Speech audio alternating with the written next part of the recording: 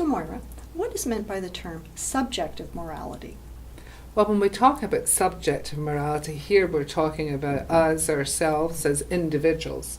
And so subjective morality means what I do, what I think about morality, what I choose to do, the decisions that I make for myself through using my conscience or whatever else I happen to use to make decisions, and how in my own becoming as a person, how I develop myself, if you like, through my actions, through my choice of actions, because that's how we develop as people. Everything is some kind of decision that we ourselves have the responsibility to make.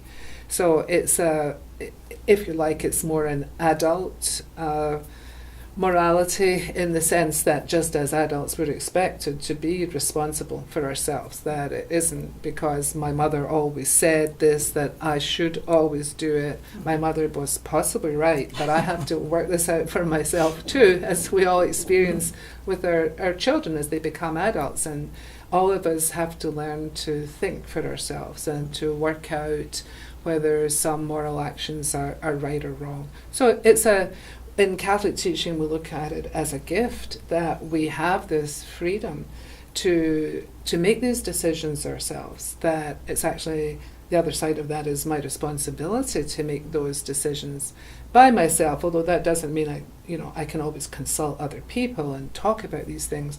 But in the end, whatever I actually do is my responsibility. I might be right, I might be wrong in what I do, but it's my responsibility. So I, as the subject, this is where it comes home to roost. This is where I've done the right thing or the wrong thing. This is where I achieve some kind of, I don't want to say success, but at least the knowledge I've done the right thing, and a good outcome from that, or the knowledge that I've done the wrong thing and a possible harm that has come from that. It's my responsibility.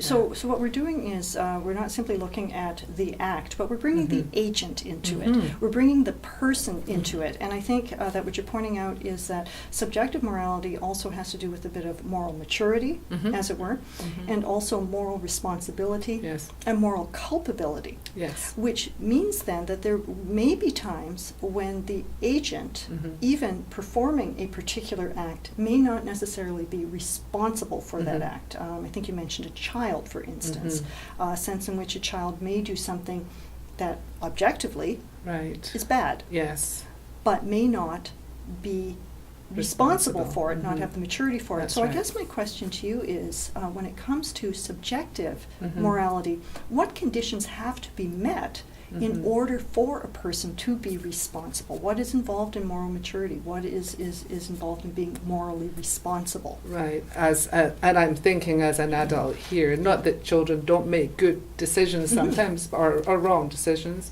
but the responsibility would be different, because as an adult, as an agent, as a self-developing and self-propelling agent, so assuming nobody's forcing me to do anything, which is an important point, the responsibility is all mine. I have to recognize that I do have that inner freedom, which goes with the responsibility.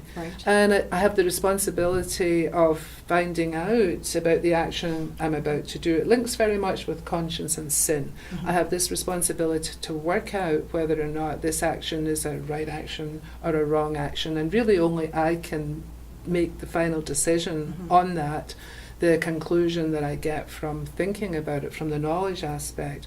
And then, as in sin, this is kind of mirror image of sin.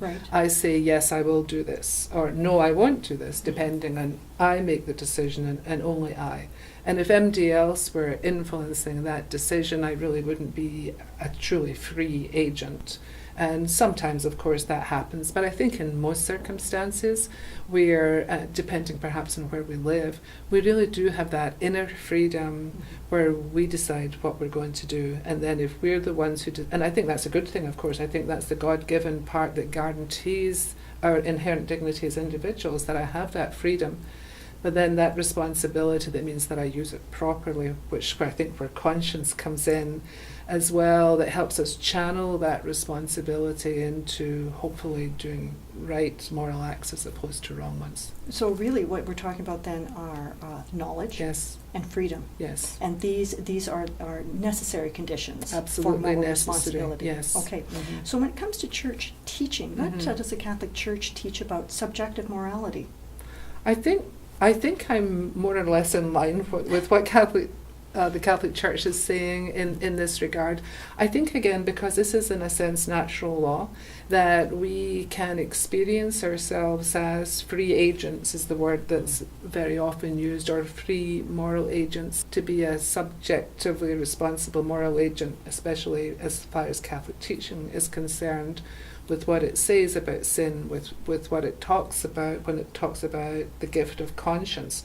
It knows that we have these to help us. We're not just free agents thrashing about and making decisions, with no knowledge or anything like that. It's much more structured, not by the church actually, but that recognition again that that's who we are as people. We can think, we can reason, we can observe, we can experience.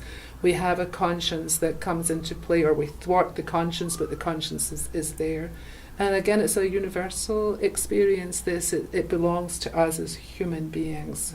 So your points about that freedom and knowledge, the capacity for knowledge, those areas are really so important for, in our own human dignity and how we express it. Thank you so much.